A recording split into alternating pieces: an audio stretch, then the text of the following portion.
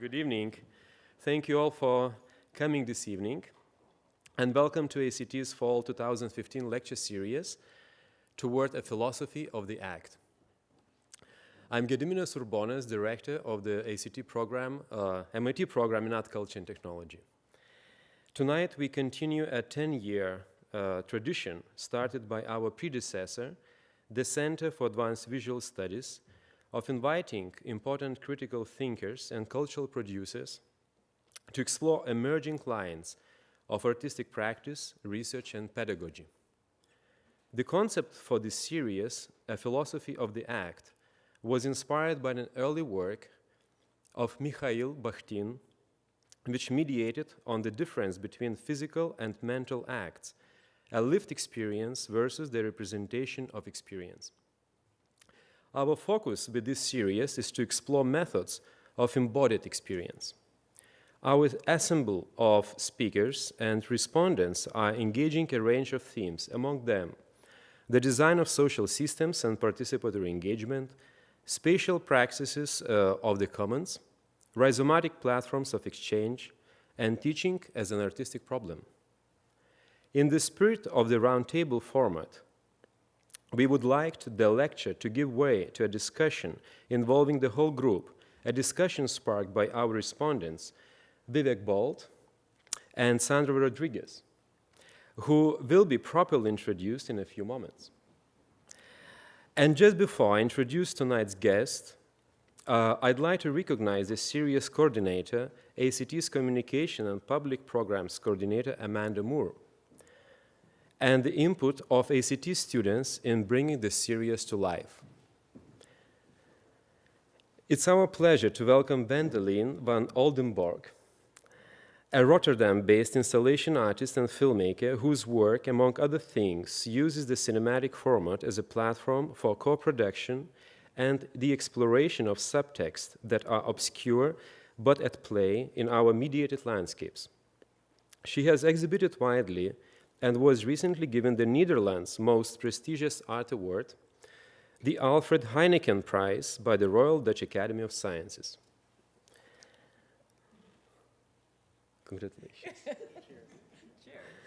Tonight, the Van Oldenborgh will discuss filmmaking as a performative device in the production of collectivity or collectiveness. The title of her lecture, Beauty and the Right to the Ugly, is actually borrowed from a 1981 exhibition by Brazilian-Italian architect Lina Bo Bardi, an exhibition contesting bourgeoisie taste and values, presented in her seminal building in Sao Paulo, SESC Pompéia, in collaboration with various labor groups. Van Oldenborgh, meanwhile, brings beauty and the right to the ugly to a different context. She explores the life of an experimental community center in the Netherlands, bringing its past to be on its present. This work translates architectural premises such as open, user-led, and participative into cinematic devices of inquiry and revelation. Alongside Vandaline, Vivek, and Sandra, we are joined by our moderator, ACT graduate student Neil Sanzgiri. Neil is an artist, writer, and activist working to understand how systems of oppression are informed and reinforced by collective memory, spectacle, and trauma. His work uses video, sculpture, and installation to examine philosophical and poetic interpretations of historical events and their residual effect of contemporary networks of exchange and discourse. After graduating from Maryland Institute College of Art with a BFA in interdisciplinary sculpture in 2011, Neil continued to work and live in Baltimore and co-ran an artist-run gallery and performance venue, Open Space Baltimore. He also co-ran Spiral Cinema, a migrating subversive series of screenings, panels, and publications. Earlier this year, Neil helped to organize and participated in the Baltimore Uprising. I'll now turn the floor over to Neil to introduce our respondents.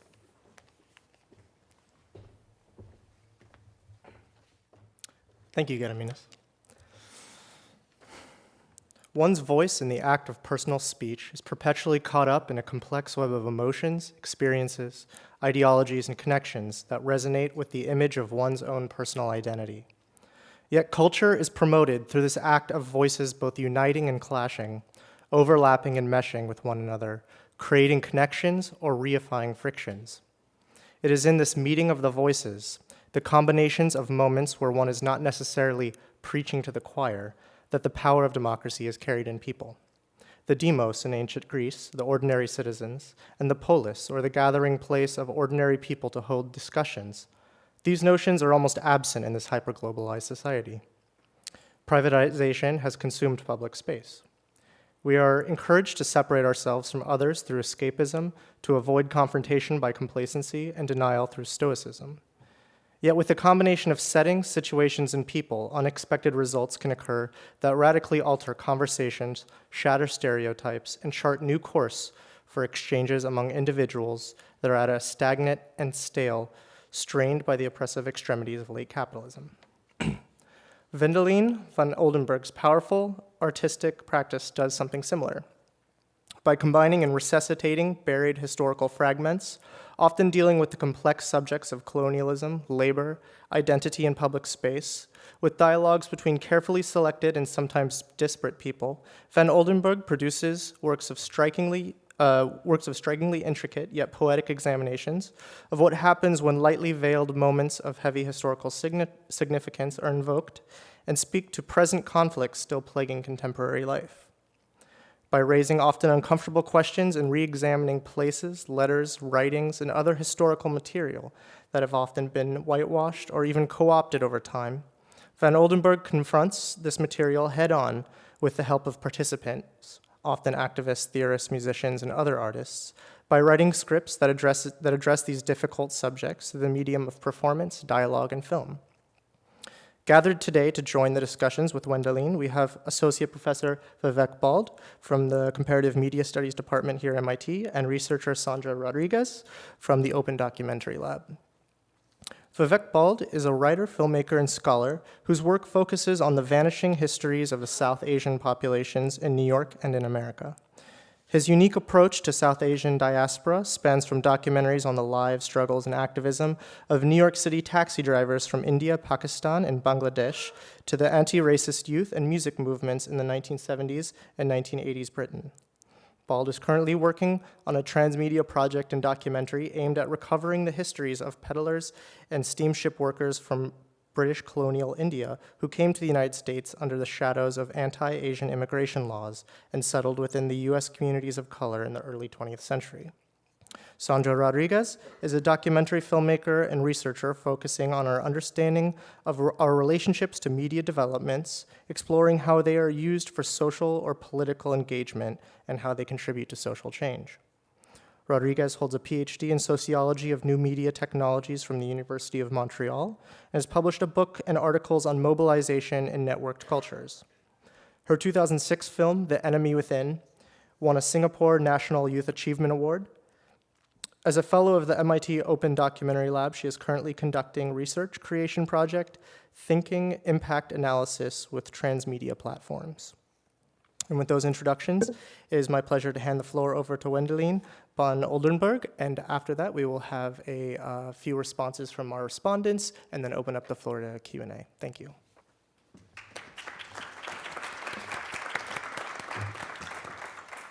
Thank you. Thank you so much, Neil. Thank you, Gedimidas, and thank you, everybody, to come and have the challenge to listen to me tonight. I'm going to, it's actually quite difficult because I'm going to show you a work which I'm not able to show you because for me it would always be much easier to show the whole work and then talk about it. But since there is not enough time, I decided to not do that. And I will show fragments of this work that that is also the title of the evening, Beauty and the Right to the Ugly. And after that I will still show two other works very briefly, just to put it in a context of more of my own practice. This particular work is actually, I never spoke about it like this, because it's also a complex work that is made slightly differently than other works that is come together a bit over a longer period of time. And therefore, I hope that you bear with me to see how these strands actually slowly come together. Perhaps I should quickly say that I work with cinematic language, but actually I don't write script before I film. I'm very interested in the idea of script, which I understand as a structural organization of words, voices, images, and sounds. However, I really like to work with that which I cannot yet know. And I believe that the script emerges whilst producing with various elements. And these elements can be the people, that is the cast and the crew. It can be ideas, words, and places, locations. And then during the editing process, I think that the script sort of is perfected and maybe made. However, what is the productive moment for me is the shoot. So the shoot is for me the moment when all of the elements can come together in a certain constellation, and they can produce something that later gets maybe structured into a script.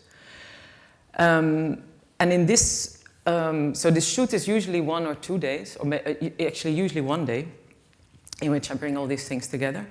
But in this particular work, I took a longer time, and also took the idea along that maybe I should create each next productive moment as a shoot coming out of the results or coming out of the understanding of my previous shoot. So each one was driving the next one. So the main drive to make works in this way is actually to, I guess, to learn through the process of production. And then I actually am very interested, so I'm interested in this process, but I'm also very interested in structuring this into a hopefully effective work, which then can be re-experienced in other situations. This particular work that I'm mainly going to focus on tonight, I describe mostly as a cinematic experiment set in Het Karahat. And Het Karahat is actually the building that I'm looking at and that I'm taking as a protagonist. And it is not about this experimental architecture. It studies it. And it's using the film production process as the method of studying. And the building is as much a film set as it is the protagonist of the work. So let me quickly explain what is the Karahat. As Gedemir has already mentioned, it's a multifunctional neighborhood center.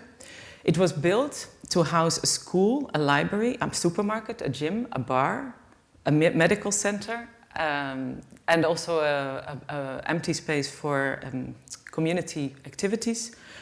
There were some other shops, there was a bank, and all of these were in open connection to each other. It was basically 6,000 square meters and a roof.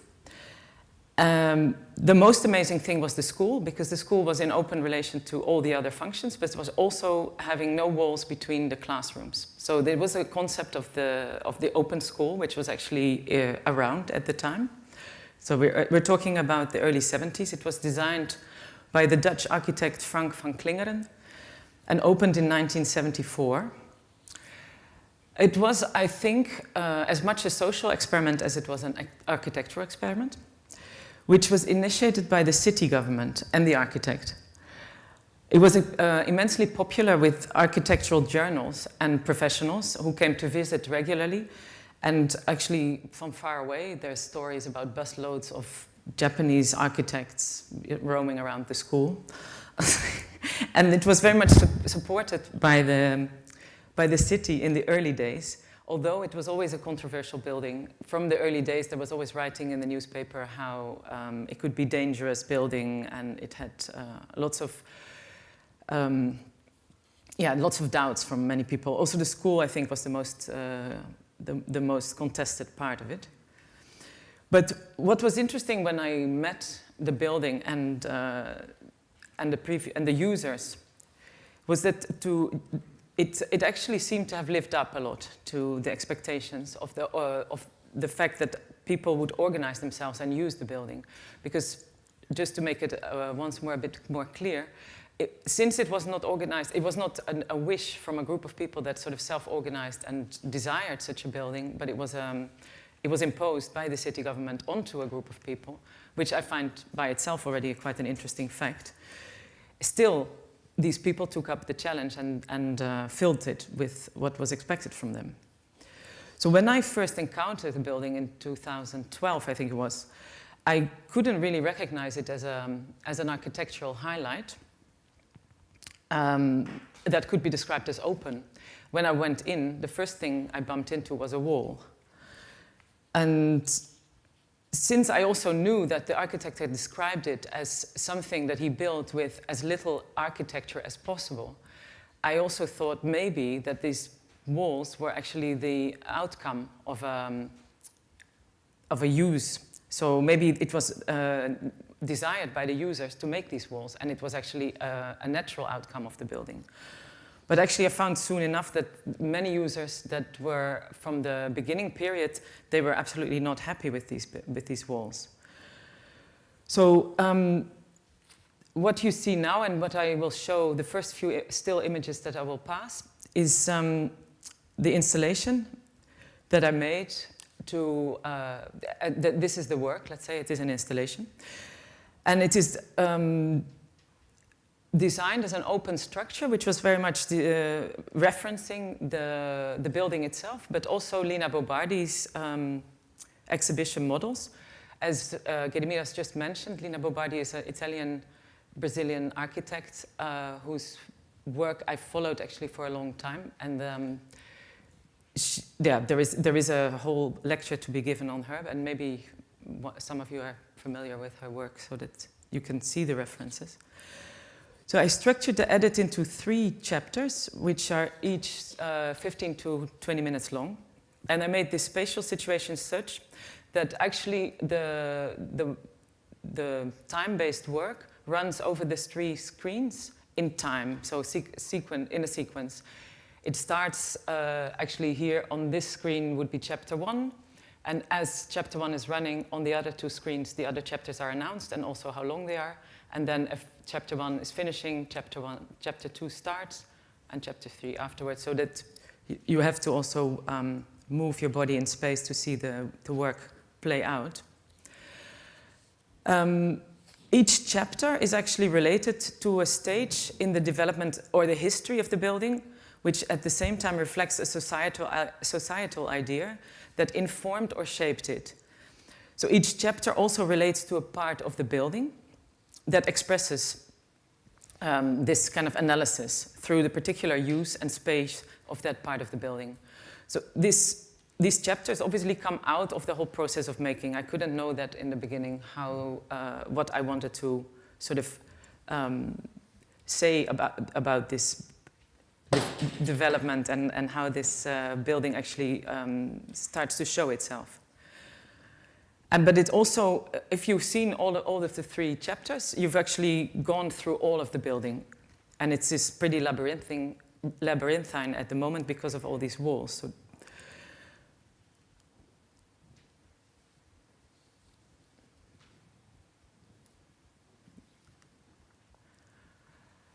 these installation shots are from an exhibition in the Academie der Künste in Berlin, which was a part of the Berlinale Form Expanded show in this year. Wat heeft meneer Van Klingeren ooit gedacht? Of was het een experiment waarin iedereen te vroeg, te snel en uiteindelijk te veel heeft verwacht? En toch kwam men zelfs van heide en verre het baanbrekende idee aanschouwen. Architectuur als een maatschappij-ombouwer. Hinder en ontklonter. Vanuit het Brabantse zuiden klonk er gedonder. Stofhappers en ook chocoprins is toch al wat daar leeft. Maar niemand die eigenlijk nu nog weet wat een feest het toen is geweest.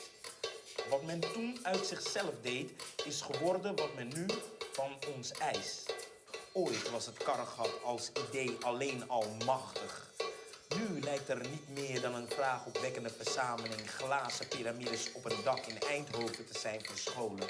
Maar in heel Nederland wist men stiekem dat je voor de echte nieuwe sounds uiteindelijk daar terecht moest zien te komen.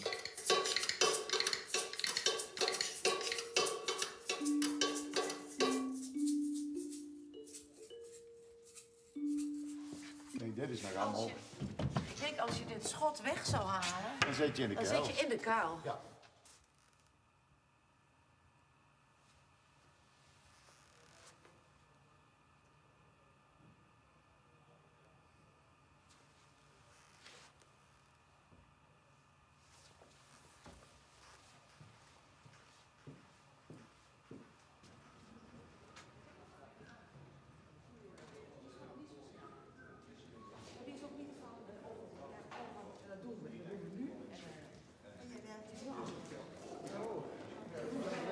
Ik heb hier maar 3 jaar gewerkt.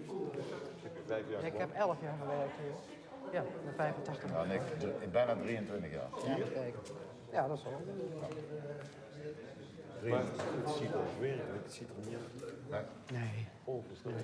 Dat heb ik nooit meer zo gezien. Ja, ik was niet voor niks vaak ziek hier. En de stichting deelt het geld. Hallo, Jan de Rint, we hebben elkaar toen in het Historisch Instituut. Ja, dus kom ik toch nog eens even weer in het gebouw zelf. Ja. Dat is een van de architecten nog. Het leuke was, als je dus 100 man nodig had, die dus kwamen meehelpen. Die kwamen ook. Woont u nu nog in Eindhoven? Ja, ik woon hier vlakbij, hier op het Hofke. Ja. Ja, dus ik was huisarts hier. En, Die kwamen allemaal meehelpen. Ja, ik was van hier. ja. En dit is Erik Hoorman. Ja, van welkom. een van de architecten van Klingeren. Ja. Ja, knobbelauwers. Ja, van welkom. Ik heb die hoogtijdagen hier helemaal meegemaakt. Maar wat bijvoorbeeld aardig was deze vloer is dezelfde gebleven, want je ziet hier nu de badmintonvelden weer terug, waar ik vroeger op gebadmintond heb. Maar hier keek je dus naar beneden, het lag een halve verdieping lager. Maar je had aan die kant ook een halve verdieping naar beneden. Er zat een ruimte onder. En dan zaten dus die ruimte, dat kantoortje boven, dat was open. En daar zaten hobbits voor de kinderen. En wij hadden daar onderin onze doka van de fotoclub. Dus dat zat Dus het was in die veel split meer level. gestapeld. Ja, en dan los open en dan er zat een werkruimte bovenin. Ja, voor niks. Hoe lang heeft het gefunctioneerd op die manier? 15, 20 jaar. Toch nog zo lang? Ja, nee, bij de eerste afscheiding is natuurlijk wel het een en ander gebeurd, maar heeft het nog wel gefunctioneerd. Maar wanneer, hoe lang na de Maar vanaf opening is dat? 1990 denk ik. All right. So you see, I'll just take fragments from the whole of the work. But so one of the motivations for this work, to set off on this work, was actually that I wanted to look at the relationship between the 1970s and the now. The 1970s were a special moment, I think, everywhere, but in the Netherlands there is a very specific thing that happened. Because I think that the image that the Netherlands sort of gained in the world of being a very open and liberal society was basically a period that started in the 60s and went on till, like, say, 10 years ago, and sort of over. And I felt it was really interesting to see what, I mean, is that so? Is it so that in the 70s there was something more liberal about, what was actually that moment? There's often a sort of a pointing back to it as like then things were still good and now they're really bad, and I always have the feeling that we have to look like what was already there and what was coming this way anyway.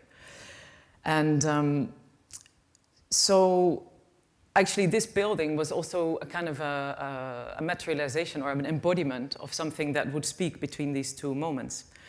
So that was why I set off to have a look at it. And for instance, one of the special things about the Netherlands is that there was all this policy that was actually putting the hard-won things that in other countries were maybe hard-won things, policies or desires for members of society into place really quite radically and quite fast and quite sort of imposed exactly. So the fact that the city government was the initiator of an experiment that deals with these things like open school and open society is like symptomatic, I think, of that. So I just wanted to look how that felt when you really, you deal with it sort of more hands-on, or you meet the people that were part of that history. The artist Constant Nieuwenhuis, who was a member of the COBA group and of Situationist Internationaal, maybe it's familiar with you. He worked on his major utopian project, New Babylon, since the late 50s and until in the 70s. And he was writing and lecturing a lot on his views of how the world would change as the ideas of work and leisure would actually, and movement, they would alter in the age of automation. And in this installation in Van Abbe Museum, which was another version of the installation, I had the chance to borrow some works by Constant, and I put this model that came from another museum, so right in the installation, and some drawings, also to see how close actually these form languages were. And it was amazing how like on a formal level, they completely corresponded and they completely talked to each other. And this was one of the things that was quite interesting to think about, since Constant was actually an anti-utopian, or he wrote that that this utopia would actually never take place. I have a quote of him here, that he writes, "In New Babylon, where no order is respected, community life takes shape with the dynamic of permanently changing situations. This dynamic activates forces that in a utilitarian society are repressed or at best tolerated." As you may know, Constant was a big advocate of the homo ludens, the playing human being, and thought that actually this new situation when work was no longer important, or work could really be kicked out of the daily activities, that then the creative person should be unleashed. So the homo ludens, the playing person, could actually be coming to its full self, we shall say it. Anyway, go back to the quote. "That is why it's unthinkable that a life like that in New Babylon could be imposed on contemporary society, even for the briefest length of time." So it's interesting that he said that it couldn't be, but the city of Eindhoven thought maybe it could be. De mensen, dit was hun huiskamer. Iedereen leefde hier. Ja, dus ik ging naar huis om te slapen. Om te slapen? Met wie dan ook? Ja, met wie dan ook. En meestal dronken.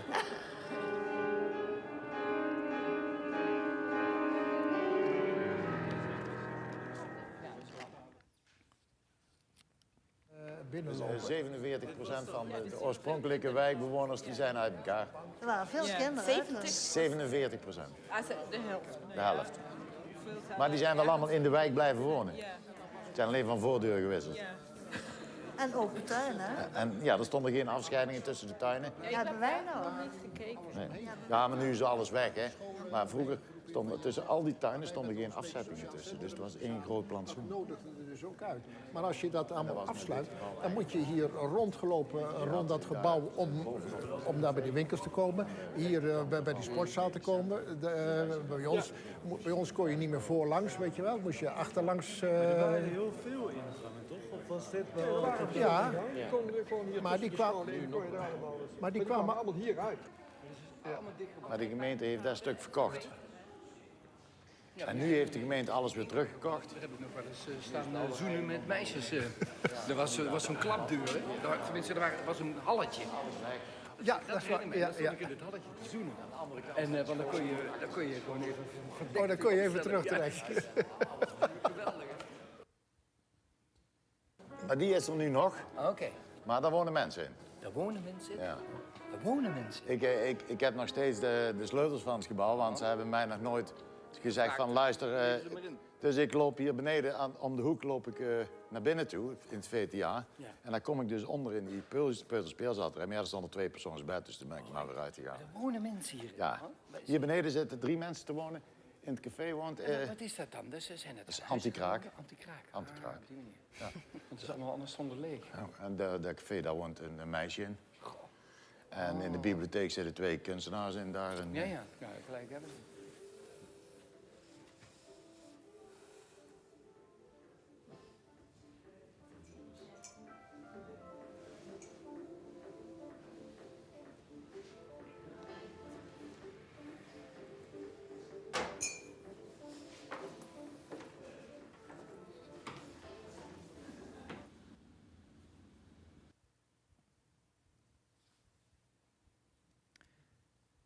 Okay, I would. This part, this still I just took out of the material just to show you how I introduced the people who have, let's say, generated the script in this case, and since there were quite a few, they become big rows. And exactly this wording I used in this case with conversations and appearances by. But let me just explain to you, for this work I did filming in 4 sessions. And the first session was actually to discover the building and to try and use a camera to portray it or to actually figure it out even. But also really to study its visual possibilities before I would get the people involved. And I really wanted to see how can one actually film a building? How can you make it into a protagonist? What is the filmic possibility there? So it was actually the first time that we got through the whole of the building. It was impossible to figure it out otherwise. We basically had to search our way. And often we took a very high viewpoint because only above certain walls could you see through to the other side, or could you see what it once might have been or where you could go. Because for us it was still not really comprehensible what was behind this wall, for instance. Actually there's a little gym of a school behind here. So it was really an interesting discovery tour. And the second shoot was a public shoot, for which there was a special invitation to all the people that I got to know over the months that I've been going there. And they were the teachers of the school, also from the early days, and teachers that were still teaching there because the school was still running. There was the doctor, who used to have the medical center there. There was the architects from the early days, from the bureau of Frank van Klinger, who has meanwhile deceased. And there were also the architects who have made the plan for the renovation. There were the barman. Actually, he's a figure that comes back a lot. He's also the one that is dancing and making music. He has been working there for 25 years as a barman, really in the heart of the building. And still lives in the neighborhood, so he was like an incredible key figure. And then there were people like who were using the building right then. At that moment, let's say I'm filming in 2013, 14. And there was, for instance, somebody that was running a team building business, exactly in the space where previously there would have been the activity area, so the common activity area. So this was to me already like starting to be a pointer of how these things change. And also this idea of the anti-squat, which is also, so some of the people lived in the building now, there was never a life before. And anti-squat is obviously exactly the opposite of squatting, yeah, the word says it. But also it's exactly an interesting move from how a building is open for use to a building that is protected for its property value. So the idea between use and property was also one of the lines that started to occur. The public shoot was further announced by a poster in the center, which called up anybody that would be interested to join, and it became, as you maybe have seen already from the few scenes that we passed, it was more like a reunion where people started to exchange information on how they had been using it and how they're using it right now, or they were meeting each other after many years. It was a kind of an interesting event, but I'd like to point out that this event only exists because of the shoot. So it is not like an event that takes place and then I film it, but it's actually because I film, there is an event where people meet.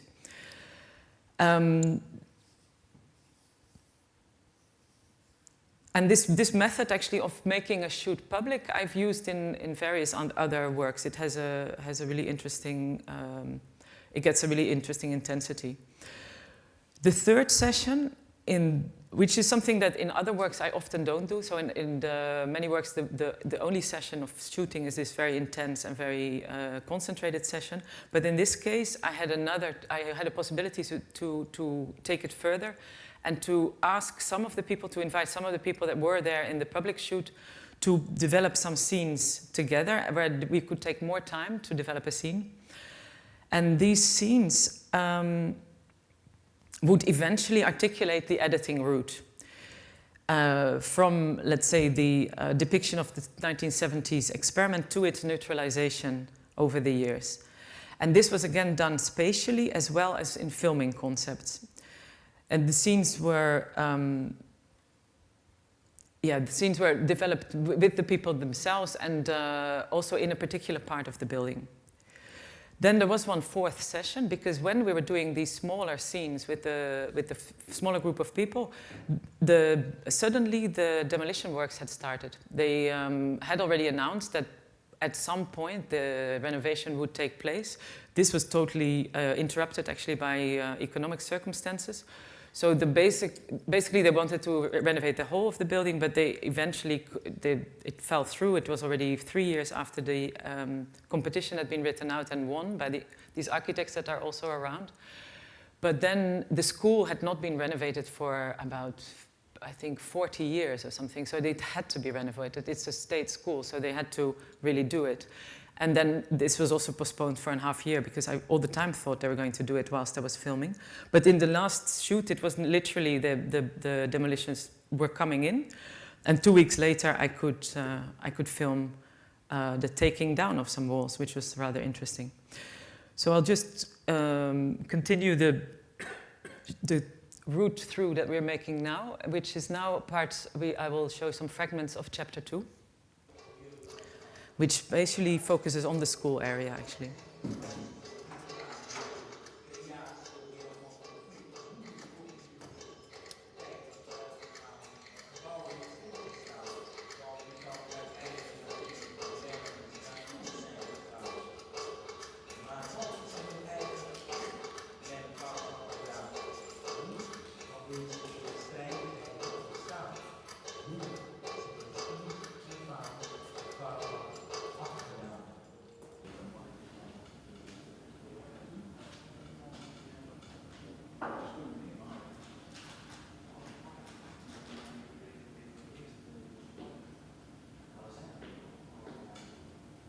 En ja, je ziet het hier nog een beetje. Ja, maar dit is niet waar, ik weet niet waar dit is eigenlijk. Maar je kan je ook helemaal niet oriënteren Kijk. als je dit ziet. Al die ja, muren wacht erin even, zitten. hier zat ik zo daarachter. En dan had je hier het wc's volgens mij. Ongeveer hoor, want ik weet het niet precies. Maar het was gewoon helemaal open.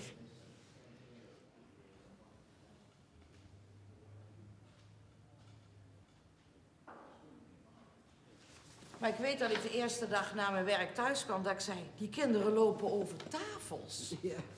Ja. Ik kwam uit de Achterhoek, uit zo'n dorp. Ik heb hier woorden geleerd, die kende ik echt niet. Nee, maar dat maak je dan ook Wel mee. ongelooflijk. Op mijn allereerste ouderavond kwam er een ouderstel binnen, of stel, waren er 4. Er waren 3 mannen en 1 vrouw. En dat waren de ouders.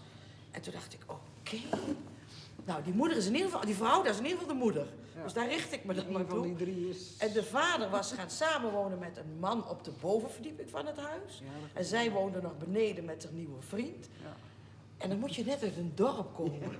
Ja, het was een cultuurshock, dat wel. Ja. Maar je hing bijvoorbeeld even over een kast heen met je buurman te praten. Dat was wel weer leuk. Van de klas naast je. Ja. Je zag elkaar lesgeven. Ja.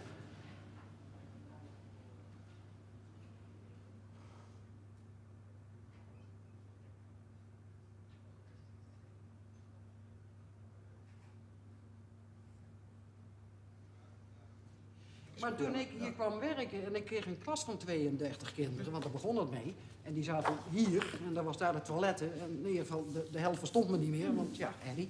Ik had voor 32 kinderen maar 10 rekenboekjes, 10 taalboekjes, 5 leesboekjes. Meer had ik niet. Dus dan moet je het maar zien te rooien. Dus er was een filosofie over het onderwijs die ook niet klopte ergens. Maar er was geen filosofie. Nee. Ja, iedereen had het over de filosofie, maar... We hebben weet ik hoeveel soorten onderwijs uitgeprobeerd hier. Hè? Dan moest het weer Dalton zijn, dan moest het weer Jena zijn, dan moest het weer dit zijn. En het sloeg nergens op, eigenlijk. Niemand had er een filosofie over. Wat je eigenlijk hier met het onderwijs zou moeten doen. Ja, dat was het probleem. Iedereen werd erin gedonderd, ga maar lesgeven. Het is open, doe maar. Waarom?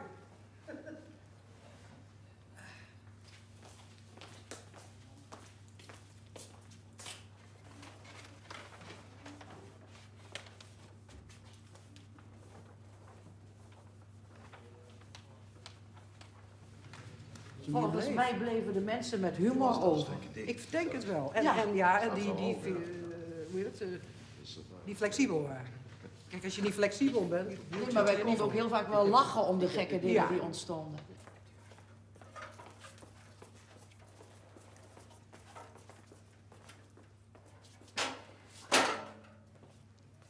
Want wij zaten elke maand op het gemeentehuis met groot overleg met de wethouder en om maar te zeggen dat dit niet werkte.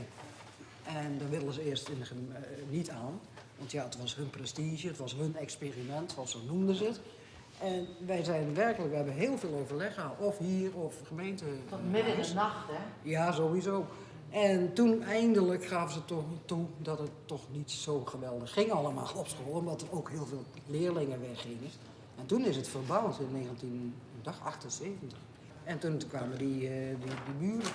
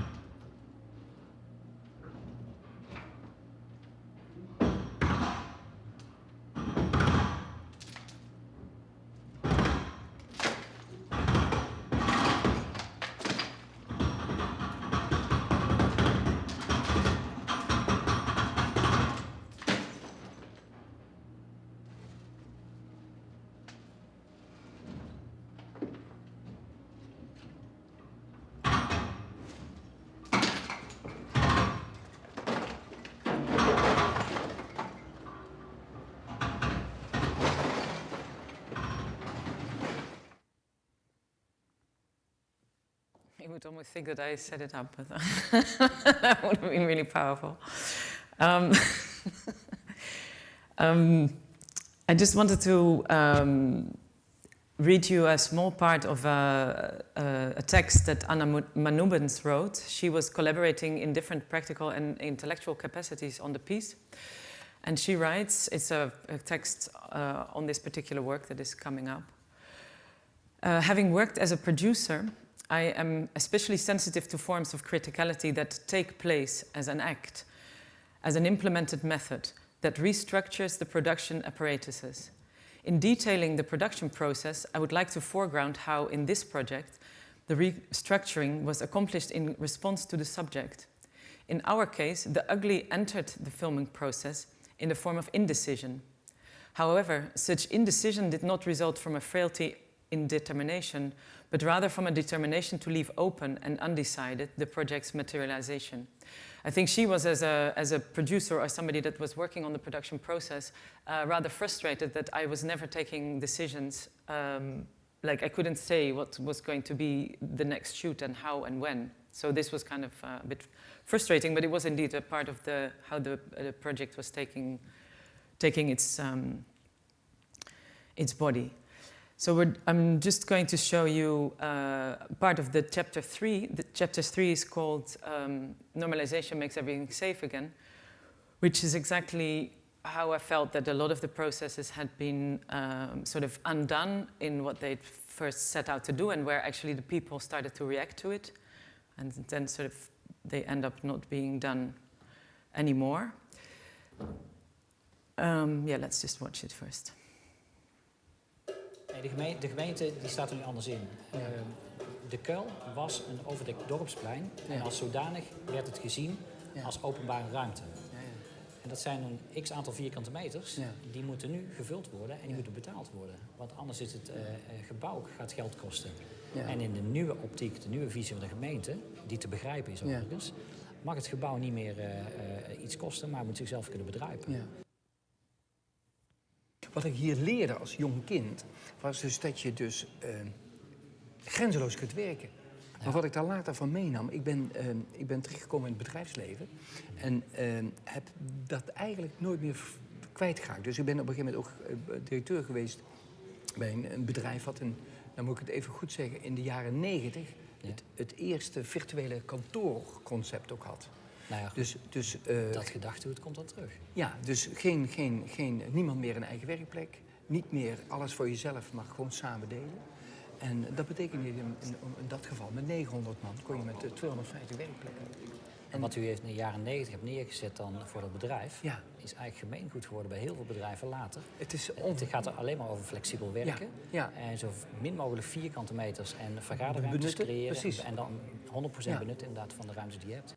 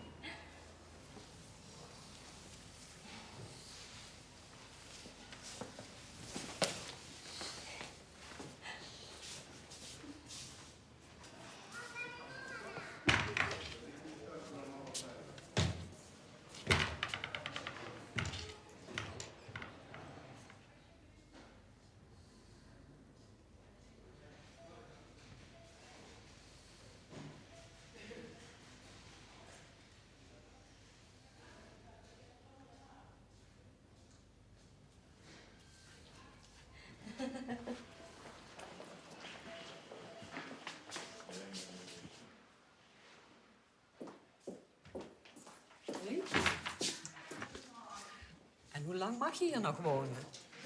Nou... Het café was vroeger daar meer in het midden, hè? Later is het hier gekomen. Ja. Ik vermoed nog wel een paar jaar eigenlijk. Moet je er ook nog iets voor betalen? Ja. We betalen een klein beetje huur aan ad hoc. Onze huur. Het is een anti-kraak plek. Ja.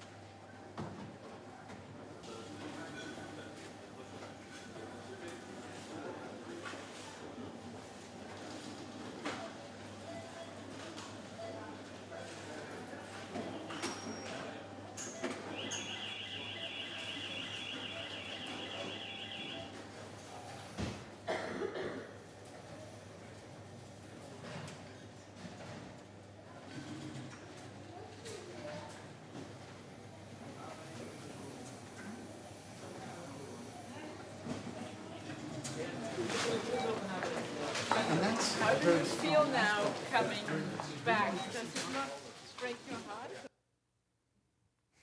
Honestly, I would do it already different at that time because we had a conflict in our office also about what you can expect and ask from people. Oops. Yes, take now.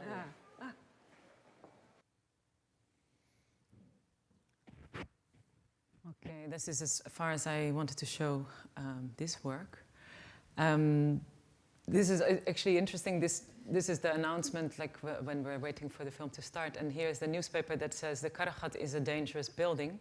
In the article that was written in '74 already, it was mentioned that there were so many activities and the women were all going to these activities in the evening, and who was going to take care of the children?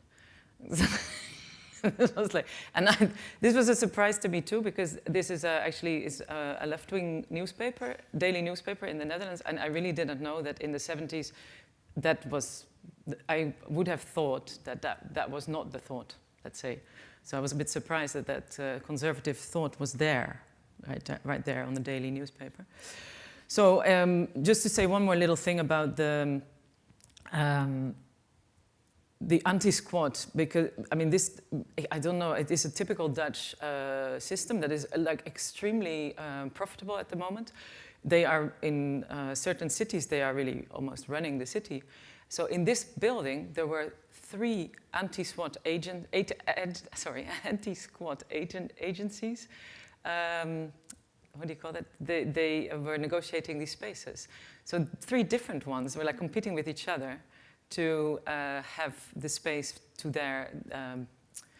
to earn money from the space, because they earn from the owner and they earn from the person who's using it.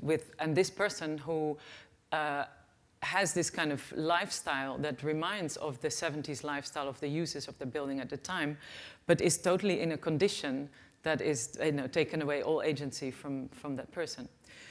So that's something that I found very contemporary. The kids that play out that scene, they are exactly that profile.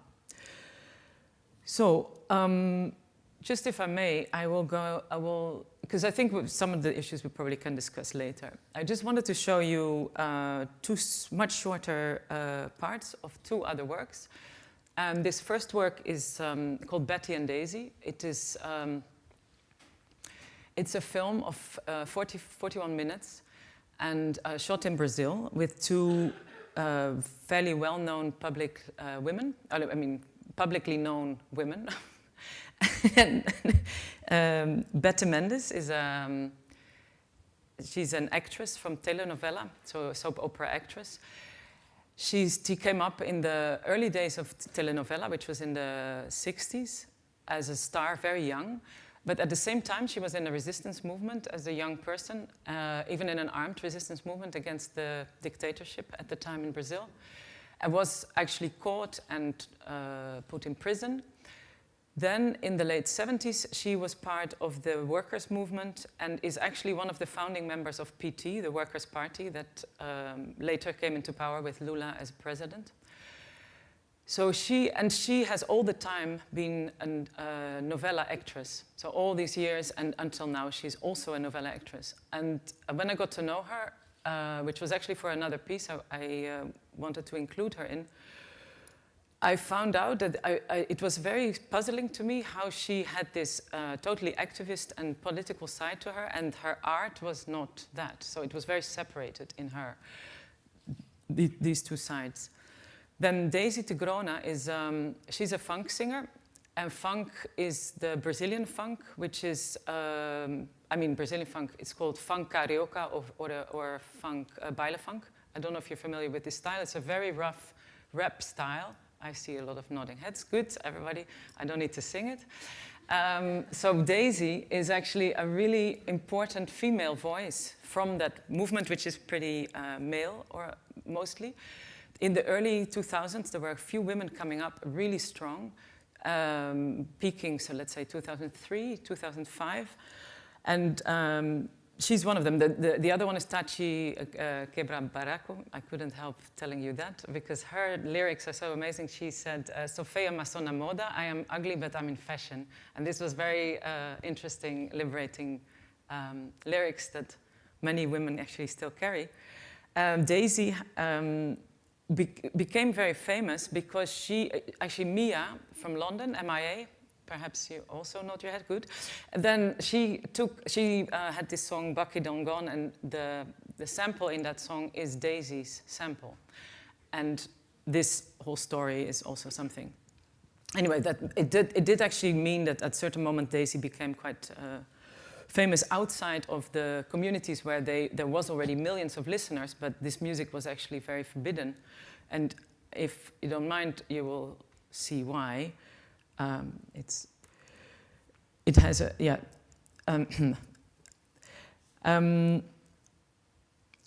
So these two women, I thought, were very interesting to maybe ask to meet each other. So the work is very different from the last one that you saw because it only has two people, and they are just meeting each other. But in Daisy's being and her art, the idea of her politics and her art are totally one. Like her body is a political body, and her song is a political song.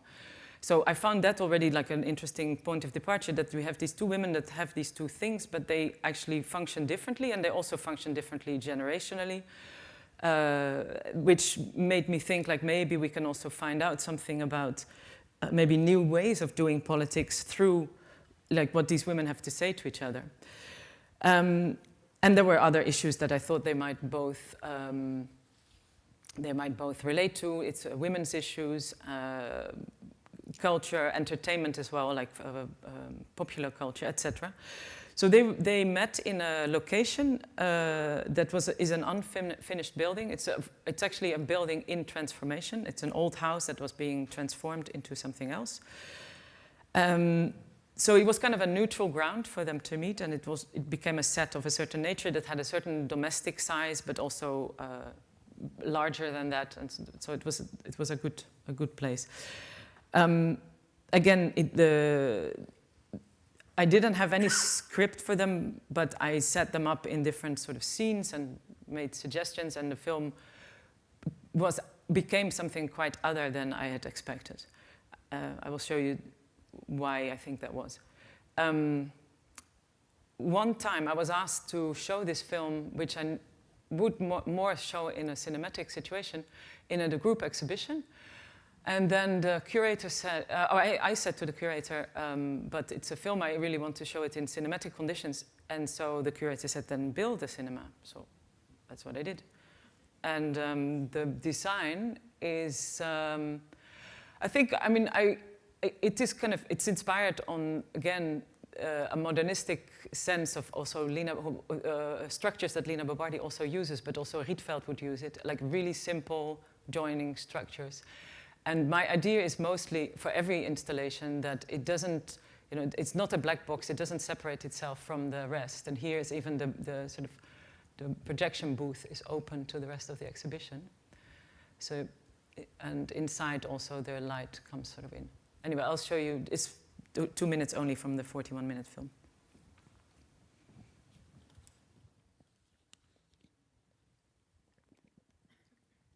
Bete Deise é ótimo.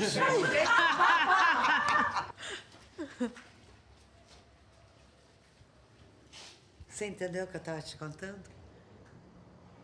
Entendi, mas também o que queria saber é como é que foi aparecer num momento que você não podia, que era perigoso, se te reconheceram, você...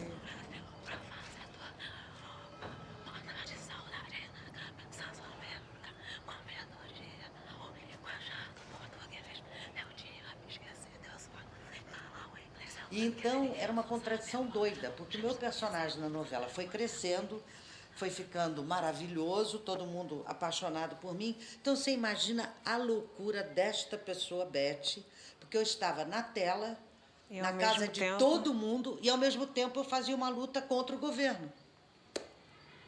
Política. Política.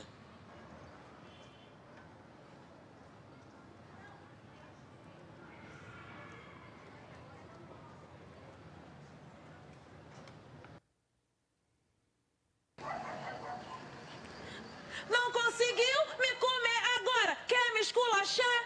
Se liga, seu otário, no papo que eu vou mandar então. Para de palhaçada, porra, deixa de gracinha. Eu dou pra quem eu quiser, que a porra da buceta é minha. É minha, é minha, porra da buceta é minha.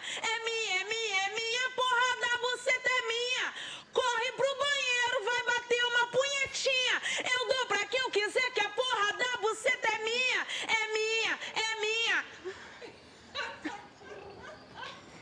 Gente, acordei a vizinhança, mas pensei que fosse me tacar um balde d'água ali agora.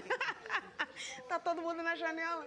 Vocês estão aqui no prédio residencial familiar. Eu vou chamar a polícia.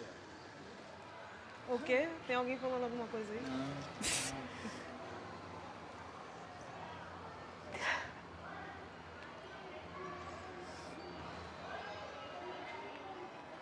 Por isso eu fico emocionada. Com porque certeza. eu sobrevivi, eu vivo muito bem, vivo feliz. Meu trabalho de atriz é muito bom. Eu gosto do meu trabalho, não é que seja muito bom, estou me vangloriando. É que eu gosto de trabalhar como atriz.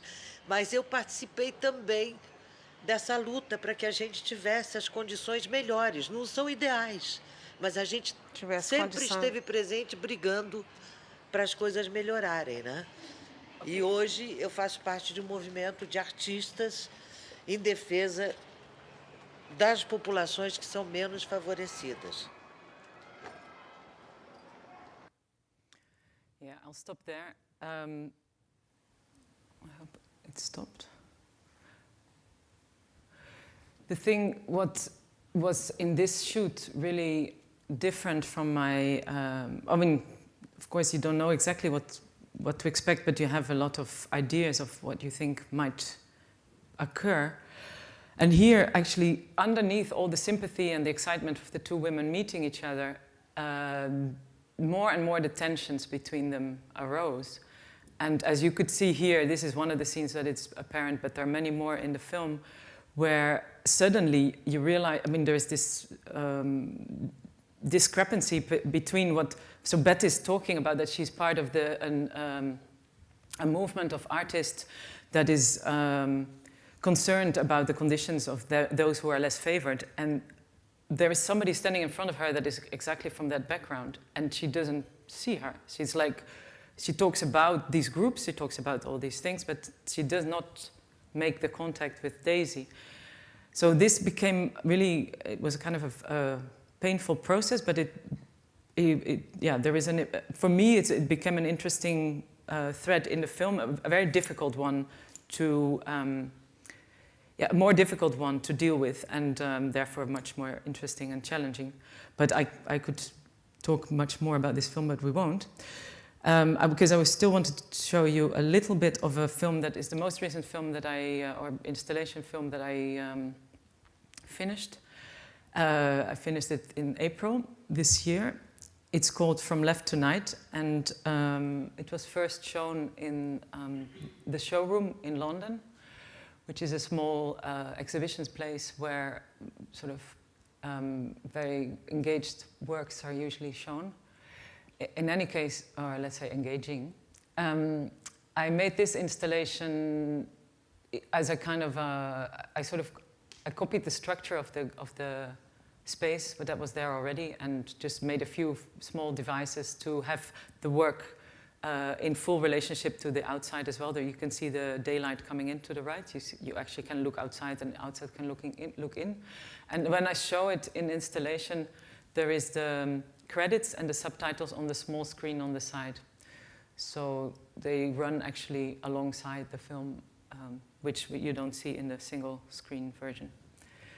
So just, again, 2 minutes, a lot to say about it, but maybe I won't. They feel me, they feel me, they feel me, they feel me. And there I was seen. They made up a story from all the fragments, and then I was charged, seen as charged. Now you feel me, you feel me, you feel me. And then you'll make up your story, and then I'll be what? Visible? and there was no reaction. Like, there was no real reaction. There was punishment. There was no reform. There was no dialogue. There was just punishment. I think they say London's got the most CCTV in the world or something like that.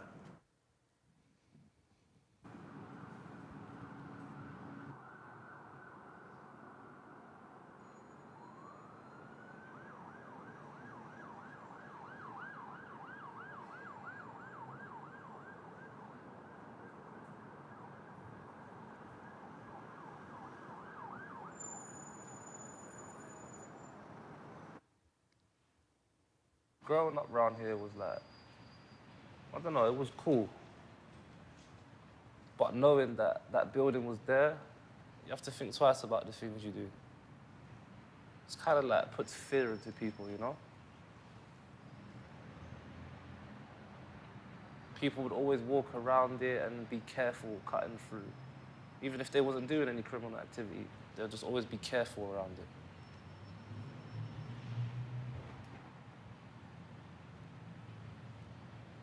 Because it's the law.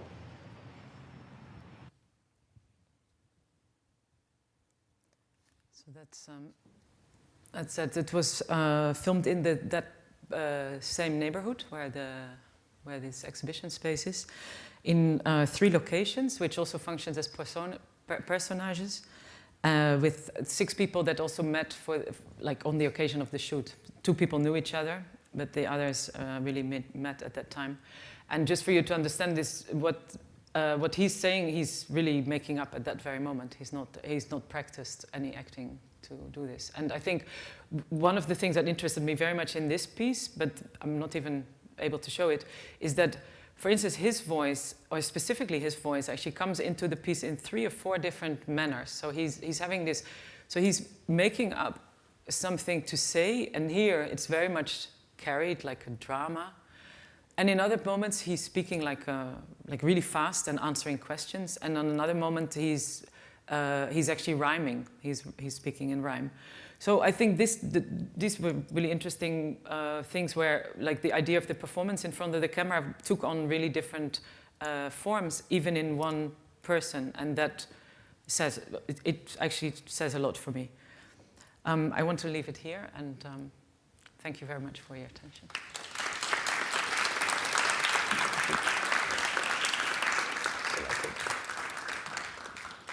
How's the mics are on. Great. Okay.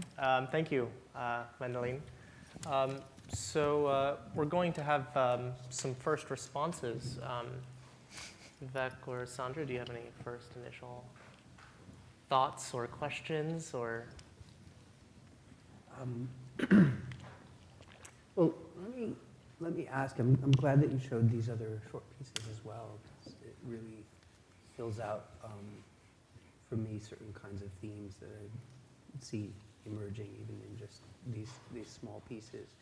And I guess I wanted to ask a bit more, ask you to contextualize the Het Karahat,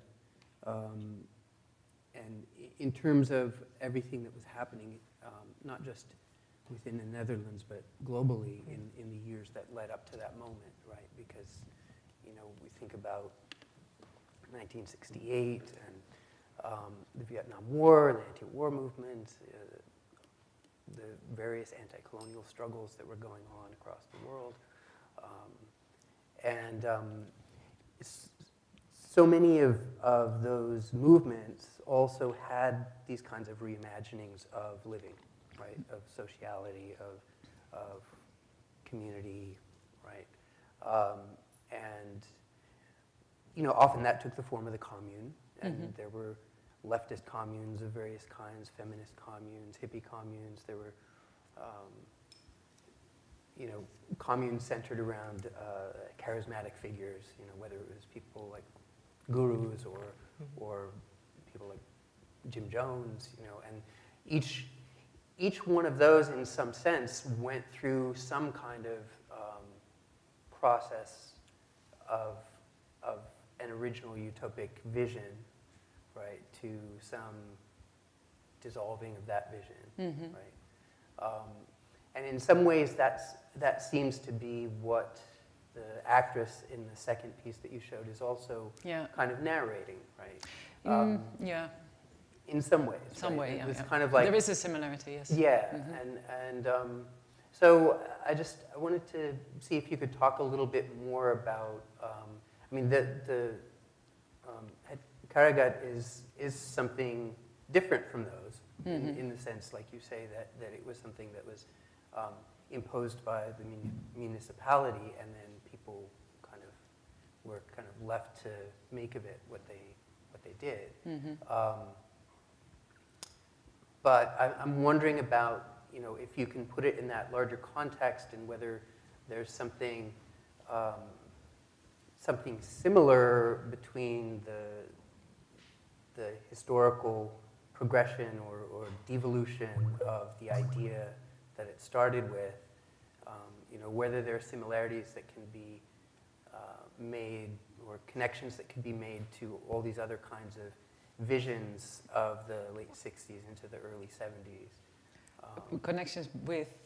The various other kinds of visions for different ways of living together. Yeah. Right? In this case, it wasn't so much living together as having it was living together because it was maybe not there. They didn't sleep and cook there, but they lived there daily. Like it was and I mean, there's so many things actually that connect to that, because also the erosion of a public space is exactly the same. It is like that was public space.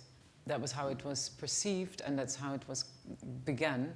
And that's what the men also said, like it was a square. It was the public square, only it had a roof because it's the Netherlands and it rains all the time, so you need a roof over your public square. But it was functioning like that also for young people.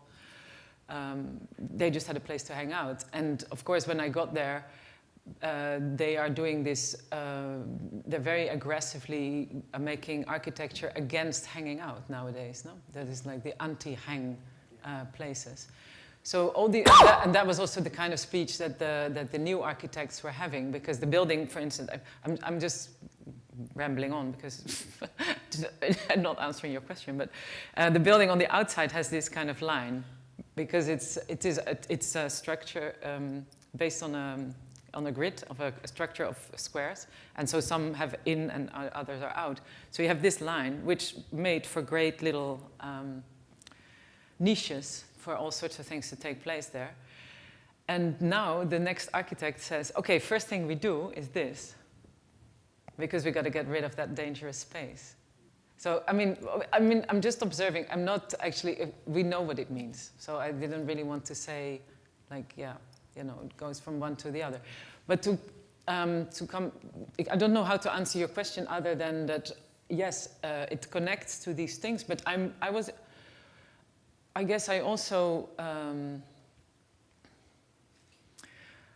don't know, I'm feeling it interesting and necessary to see how that particular way of the relationship between government and groups was functioning then and there, which is the Netherlands. And I mean, it's a country I grew up, so I kind of, you get more like connected to these irritations or these issues where you think like, what the, you know, why is it like this, or how does it actually play itself out? And I always hesitate to come from the theory and then look for it. So that's why I go, like, I really try to bump into the things and, you know, flesh them out where they are hitting me, or where I can sort of experience something through others or through stories that come about. So it clearly situates itself there. And also it's interesting that you mentioned immediately that Bete Deise relates to that, which it does, because I forgot to mention, but indeed it has that same arch between the late 60s and the now. And I think there it's much more about the erosion of that type of politics. And that's what also really interested me, because clearly her way of thinking politics, when we actually painfully see it in the film, how it doesn't relate to that particular relationship that is actually there. You know, it is there and then, and that relationship is not affected by these politics, although we also have to really remember that Bete made a lot of things happen. So it was, these things actually were really in tension with each other, which I found exciting, so to say, if you can make that re-experienceable. Maybe maybe I can build on that, and building on the comment Vivek just made about these utopias that were so dear to the 60s and 70s, and how culture, vision, utopias, and ways of living also mix with social movements and social change. And in this perspective, the next film that we've also seen are also women who are acting in culture to change ideas and perceptions. And I think the pieces you've shown us of beauty and the right to the ugly actually intricately play out two of these dimensions that sometimes are hard to put together, but suddenly they become visible. And one of these ideas is that social change is not always organized. It's not always pretty. And I think that's the part, the right to the ugly. I stuck with the title because I really, first of all, like that title. But second of all, the idea that ugliness is a social construct, so is beauty, of course. But this ugliness, the idea that there's a right to ugliness, it's the collective thought that nothing needs to be perfect. Things should not be perfect because where there's imperfection, there's humanity. And where there's humanity are ideas and changes. So the role of the artist has a long time been seen with sociologists, for instance, or social movement scholars as bringing new ideas and how we should live, how we should perceive, how we should view our position in the world or our surroundings. And in this perspective, I think that was the original architect's idea, to have people actually be in a space and see what others are doing, and so they get inspired. But actually it became from such a top-down view, this utopia was so beautiful that when it becomes disruptive is when human beings are suddenly saying, well, because we look at each other, we suddenly have new ideas, and our new idea is this building is not working. So I think this, it plays out well, and maybe it also says a lot about your role as an artist, to understand not just this space where individuals interact with each other and see each other, and that's how the iteration of ideas can occur. Another sociologist, again, I'm sorry about that, Herbert Blumer talks about cultural drifts. And I like the term drift because it's not a cultural change. There's social movements, but they build on cultural drifts, on very small iterations of looking at other people and being inspired by what they do. And actually, the work that you've done is also reuniting these people and getting them to talk about the building together. So there's also this sort of process. But this is actually part of my drive, or whatever you would want to call it, that I actually, for me, the shoot is not only important because, as I said, I called it a productive moment, but it's productive in itself. So it's not only there to make something for a later moment, but it's also there for being there. And this I find always really interesting because it can be super minute what happens there. It can be something that, and there is always something. And so I often ask myself, like, where is exactly the moment of the work? Is it then or is it later? So but of course, all these processes are interesting, and also making an edit and being able to reproduce it in a place, in a space again, and having it experienced by audience that are again, sort of coming together with it, is also important and interesting. But I find the shoot is for me like is always a horrible moment, but it's like the most productive. Very productive, and indeed, and that can take many forms. This productiveness, I have a question that goes for all three of you, and that deals with, I guess, questions of preservation within the video format, right? And so it's kind of like I was struck by the building kind of being knocked down slowly, and questions of preservation in terms of whether it's a conversation or whether it's an entire people's history, or whether what is it? I'm interested in how the availability of technology, video, film, these things open up new questions of like what is being preserved and then how is it presented. And I was wondering if maybe that would be, if anybody has any thoughts on that. You want to take Okay, I have a thought on preservation. Maybe it's just a simple thought about maybe documentary films as well. Sometimes documentary films are seen as a way to preserve a moment in history, or preserve somebody's story that is not always told. And what I like about documentary is that it's not, often not the case. It's about preserving storytelling. So it's not just about preserving somebody's life history, but the way they tell their own stories. Mm-hmm. And in this perspective, the story is in itself very subjective, and so cannot necessarily last. It all depends in the individual. I think it was in your class, visiting your students, that I surprised myself mentioning Nanook of the North. We were discussing interactive documentaries and some very new technologies and a lot of questions of how do you preserve a website that is there for a couple of years and then it still needs to be taken down, and so you lose part of it. And Nanook of the North is, and again, an example just like you of participatory cinematic experience. And the story is not about how they lived. The story is about how they made that film. Yeah, how they made the film and how they want you to believe they live, which is also different. Yeah. So I think maybe this will always be a problem for not just video or cinema, but any form of artistic expression of who we are, is the fact that the way you interpret it in time might be very different than what you meant by doing your piece. So there's the physical part of the destruction, but also the context in which it becomes meaningful. Yeah, that was a thought. No, good. Also, I think, I'm just thinking about the difference in the moment of production and editing, but also, that also potentially marks the difference in between preservation and production. Right. So that the editing process is actually a process of production, right? A production of meaning. And, for me, it gets back to kind of utopic visions, because in this moment with documentary, and this goes, I think, for everyone in different ways in the Open Documentary Lab, there's almost like there is a bit of a utopic vision for what new technologies and new forms of storytelling, whether it's participatory or other forms of like immersive storytelling, what these things might do right in the world, so I'm interested to hear also from your side about the tension between creating an open process where you're working with a community on the one hand, and in that moment there's a kind of openness and spontaneity and unpredictability and shared authorship.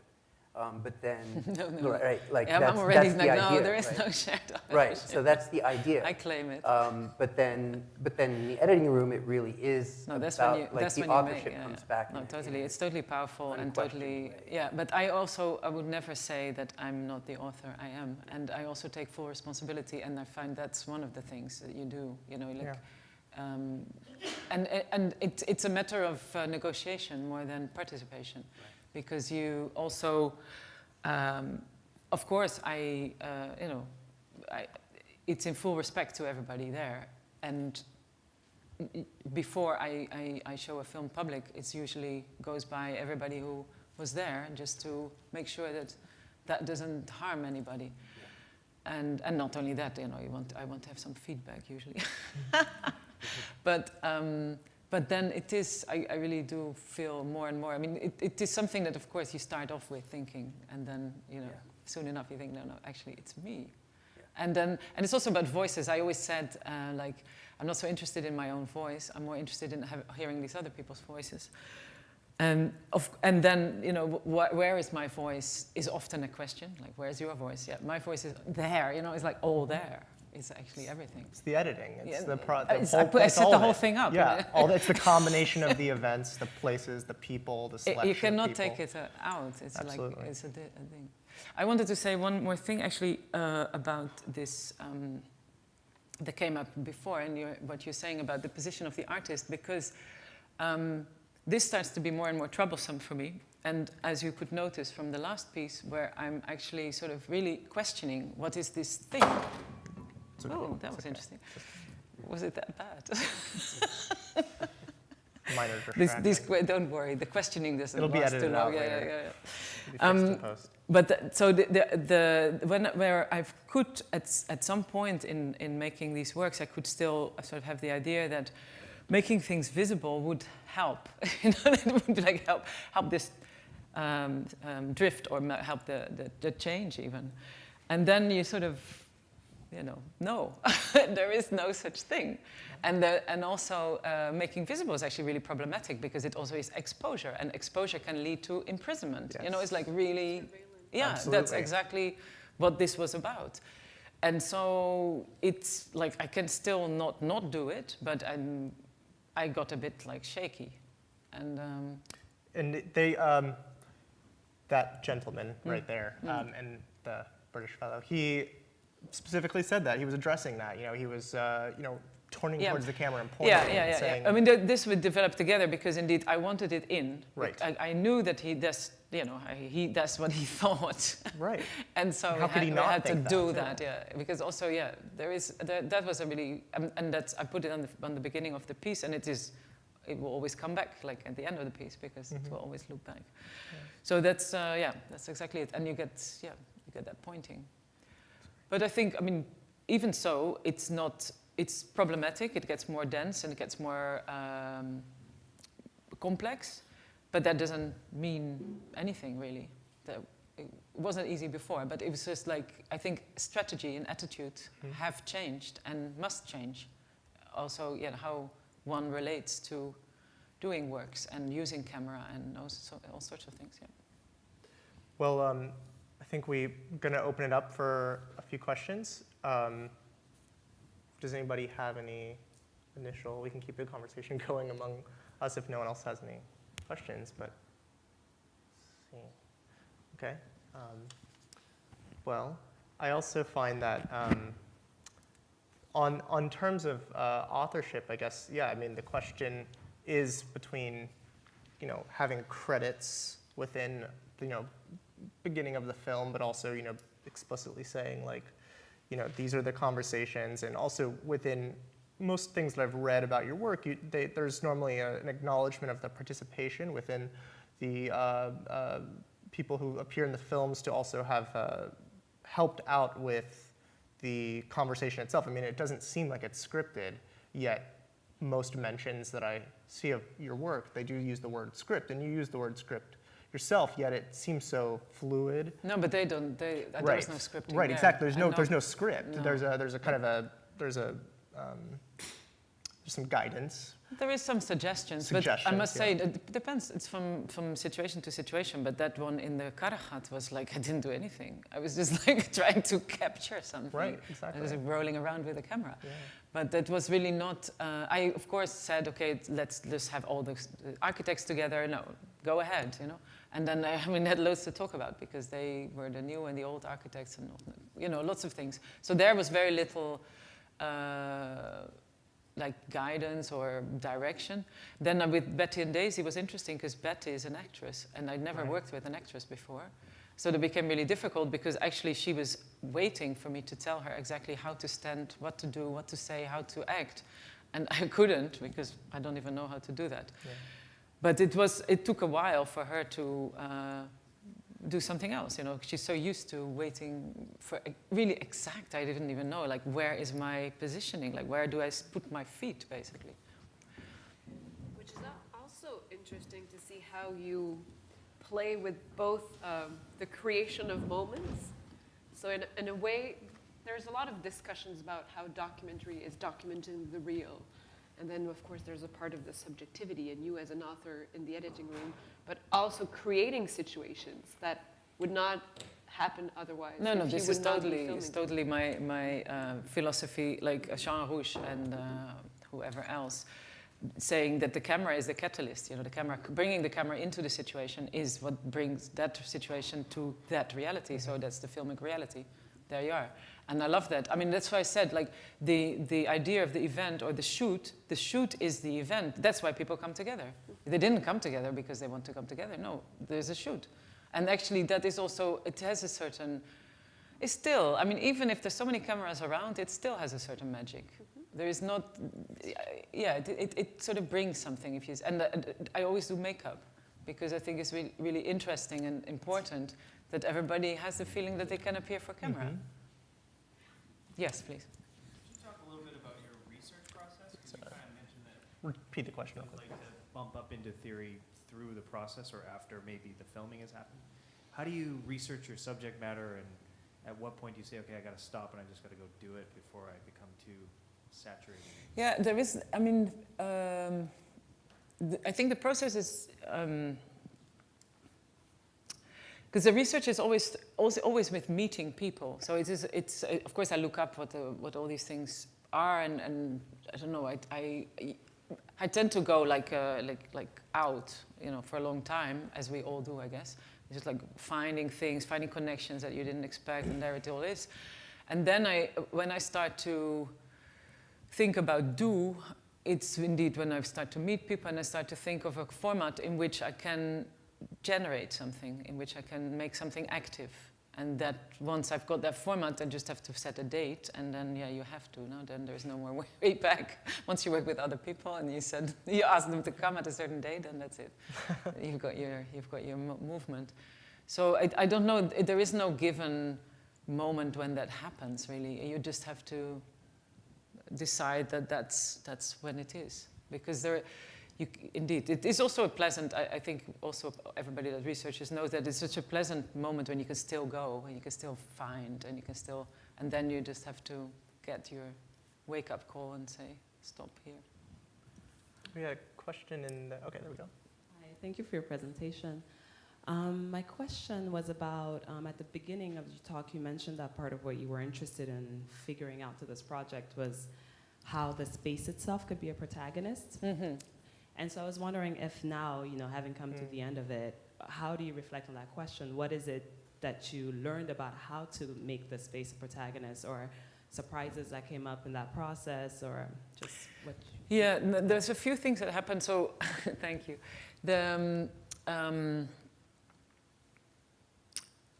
So when we tried to film it, it was there we came across like really practical things. Like I already mentioned, actually we had to go high to kind of make something of the space and its nature, let's say, its character visible or feelable, because otherwise you just had these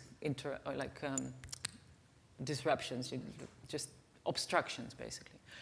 So that was, I mean, and then actually, funnily enough, I, for the first time, worked with a small crane. So it was really beautiful, like, goes like this. And then you get this really mechanic movement. It's very different from when you're working with a camera, which is closer to the body. So actually, the combination of the viewing of that camera and the building became quite close to what I could think is making that building visible. Because the kind of, there's one actually thing that I showed here as well, was when you go, there is this metal umbrella, and then the camera just followed some lines like that. And it was really mechanical in some kind of way, but it does reveal itself. It does kind of show itself in another way. I found that quite satisfying for, let's say, camera building as a combination. Now, there was another thing that was really important that I really worked out through the process, and that was something really kind of challenging and interesting, that I kept being dedicated to the idea that somehow one could spatially edit. So how, and then it of course is like a double thing, because edit is in time, and then how do you spatially edit? So that again did become something, because I did make the edit even from a material that was not made like that. I wasn't going, now we do the shoot here, then there, then there, then there, and then I just run it together. From all the things that happened, I did decide that the edit goes like that, through the building. So I had to choose material that was going from there to there. How do I get there? And just getting the material that was shot there. So that was kind of an interesting exercise, and I felt that in that way also I was making the building like quite an active player in the thing. We have another question? Oh, okay, right over here. Hi. Hi. I wanted to ask if you think about your videos in terms of site-specific works, because, or if you need to reconfigure your work when you show it somewhere else, because the thing that was filmed in Eindhoven was shown in Van Ape, and then the London one is the area around it, and then you show it. Yeah, but yeah. I mean, now we've seen them here also, but I wonder when they travel outside of the place where they're they do. Do you reconfigure them, or do you start thinking about them differently? Sometimes, yeah. That depends a little bit on various elements, like what kind of space you're working with. But the thing with Van Ape is really interesting because I didn't mean to do that. So that place was in Eindhoven, but it was a coincidence. What do I do? But everybody assumed it's like specifically made for Van Ape because it's there and then it's shown in Van Ape. That was a coincidence in a certain way. But the other installation that I showed of it was in Berlin, in the Academie der Künste, where actually I found it, it was so almost hyper beautiful. I was missing the ugliness of it. No. But then I've shown it in Edinburgh in another setting. And I had to I had to adjust to the space a little bit. It varies. And also From Left to Night has traveled already a little. It was in Kiev just now. And in that particular, I don't know. It is and it isn't. So that's probably the best answer. It's, of course, there is a stronger relationship in London, in the showroom, with that piece, because actually everybody that walks into that space, that lives in that neighborhood, has an immediate understanding of things that for other people will take some, a little work, and maybe an imagination that is very different. But so when it goes to another place, of course, I think, what would that mean, and how is there any other configuration necessary? Spatially, I didn't change that much because I just had subtitles in Ukrainian instead of English. And I adjusted to that situation, which was a larger exhibition. I don't know. I don't think the piece itself was changed at all. But of course, the reception of the piece is very different. So,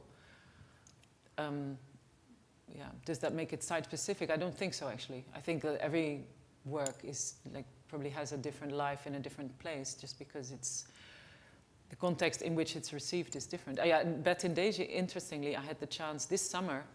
It was finished in 2012, but this summer was the first time I went to show it in Brazil. So I went on a tour in 3 cities, and we immediately organized it with a discussion after the screening, which was excellent. This was so interesting, because there, of course, it had the most resonance, and it was really super important for me also to do it, and also I think to do it. It was something really interesting.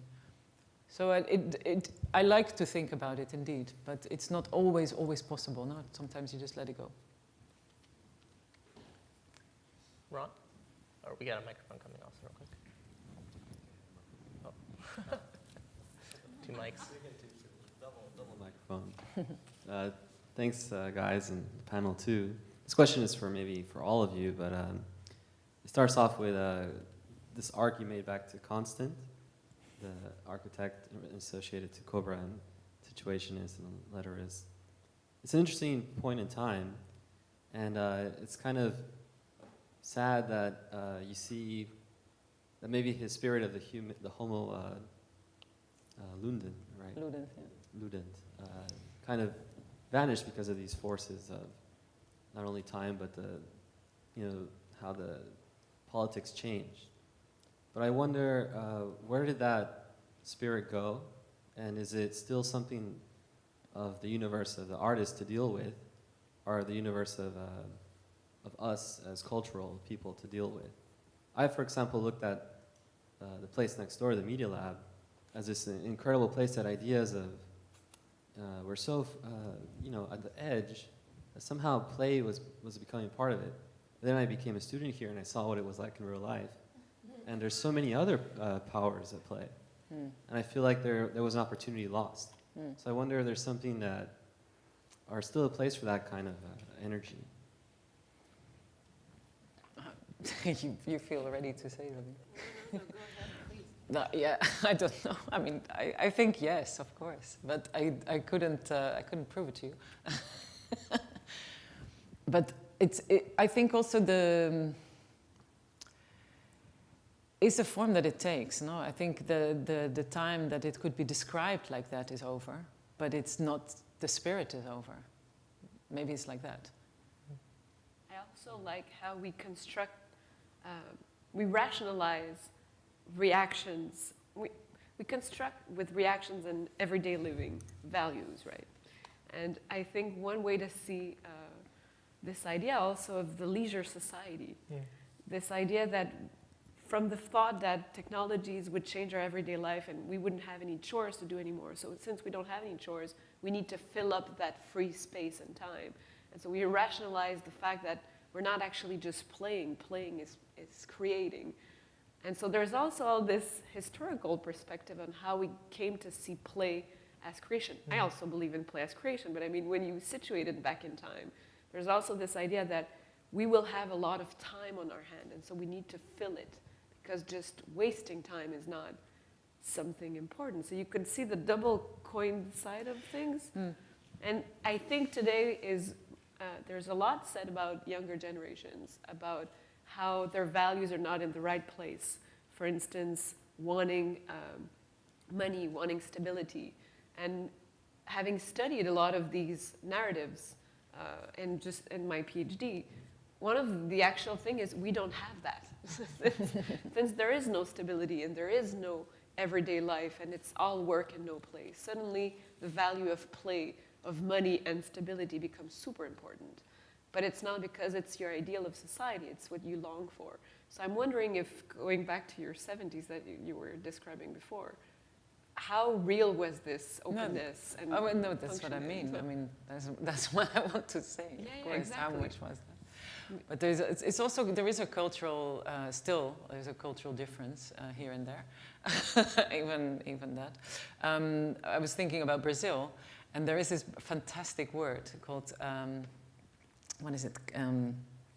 Cré-lazer, because lazer is leisure, and lazer is like the creative leisure, no? And that is a concept that the avant-garde in the 60s really used as, but culturally, there is a much easier way to waste time, you know, than maybe up here, or up in the north of Europe, you know. So there's all these kind of different ways of dealing with that. But I also, I think that the younger generation is always interestingly,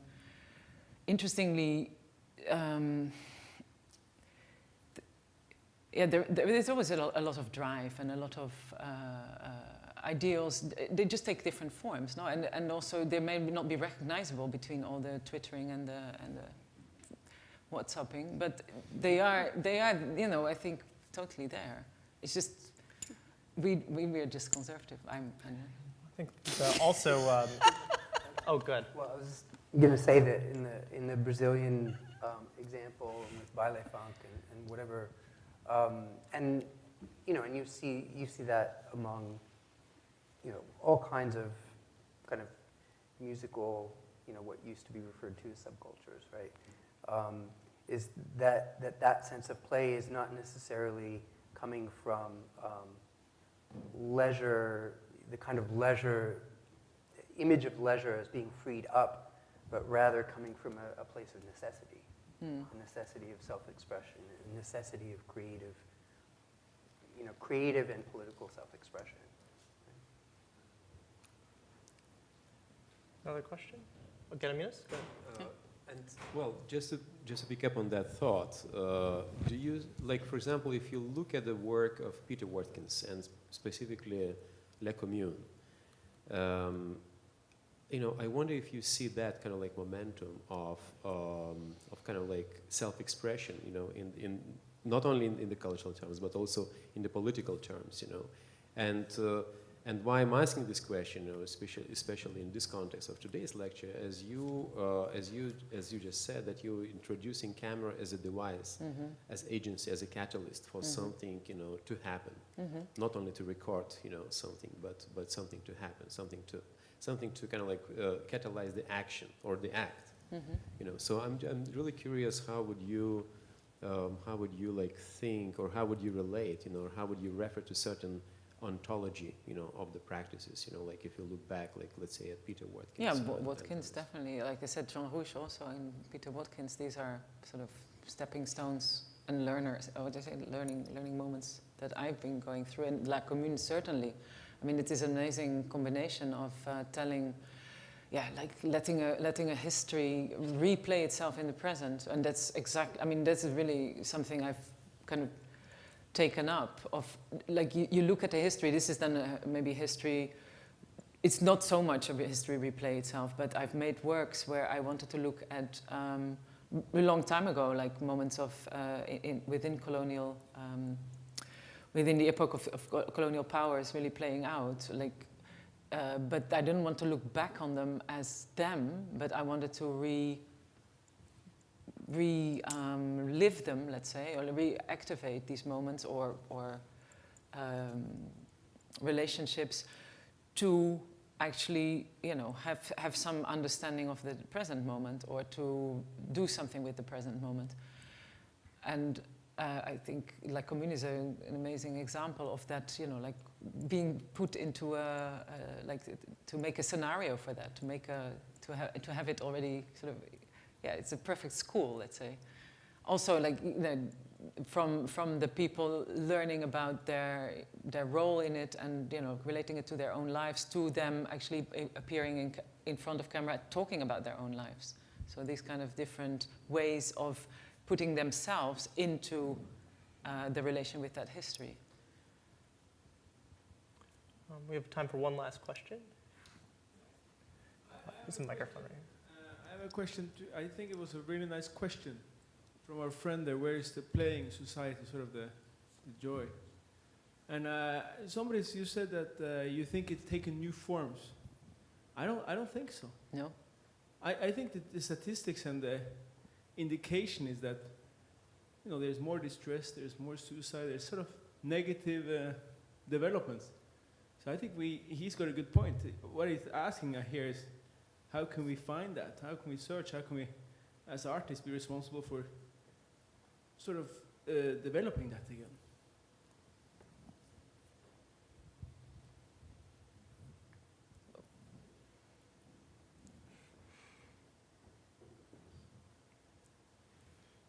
I might just direct maybe the object of that question to be the subjects of the film, or the people in the actual community center themselves. Like, did you see that they were actually reflecting back positively on the origins? Yeah, or were they just sort of?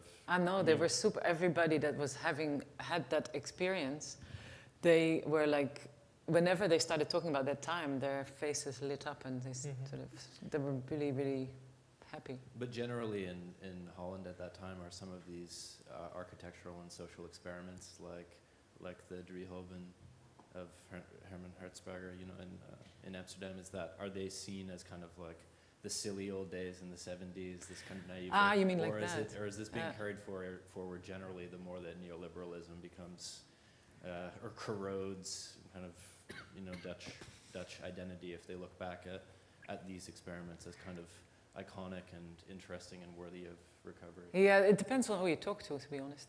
It really is, it's like there's loads of groups, like architects, that would do the heroic one, and then there's a lot of people that just find it indeed, like they're happy when it's, even this building also, like a lot of people say, let's take it away, you know, it's not worth it. Doesn't have any history to carry for us. So I think there are different strands of relating to that history. So it's not up for sort of heritage status or something like this one? Yeah. Half and half. I mean, it's protected by the daughter, I think, of Frank van Klingeren. But then there's a lot of forces. But the architect community, actually, the architects community, this building, they always call a failure. And I find that also really brutal. I find that really, you know, why? There's no failure there, you know, like it has a life, and it has a life. So that to me is much more interesting than, because I find that sometimes architects have this ideal of that was like the beauty of how it was supposed to look, and then you see these old black and white photos and it looks great. And then you see it now, and that's like, oh, there's a failure of the building. But meanwhile, this building had this life, and it was, going through all these difficult times. Poor building. Oops, I got really distressed. It was covered in graffiti at some point, and there was a lot of stealing going on, and a lot of drug taking going on. Like, it had difficult times, like we all do. That happens to a lot of, I see like a lot of brutalist kind of buildings, and America have a similar life as that, where they have this kind of original intention and this beautiful moment of like, utopian thought, and then it kind of just becomes this public eyesore in people's minds in a lot of ways. Yeah, so.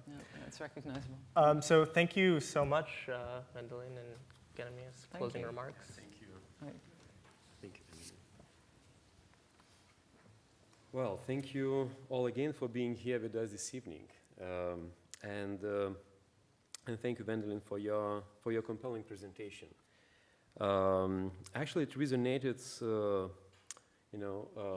what Sandra, I think, brought about unpredictability. It resonated with the thought of Umberto Eco when he discusses beauty and ugliness, and he says that ugliness is always unpredictable, whereas beauty follows the canon. So, just a couple of parting reminders. On Monday, November 16, also the date of ACT's open house, we hope you will join us for the final event of our lecture series, Pelin-Tan's Transversal Methodology, Labor, Love, and Fear. The discussion following Tan's lecture will be moderated by Ursula August, ACT, and Angel Chen, ACT as well, with response by Ethan Zuckerman, Director of the Center for Civic Media at the Media Lab, MIT, and Lilian Xu, Artist and Director of the Public Art, Cambridge Arts Council. I'd like also to mention that our performance art workshop class, led by Kelly Nipper, continues with a series of weekly performances art actions at ICA Boston throughout November and into December in connection with ICA's Black Mountain College exhibition, Leap Before You Look. The next action will take place Wednesday, November 11 at 11 a.m. at ICA.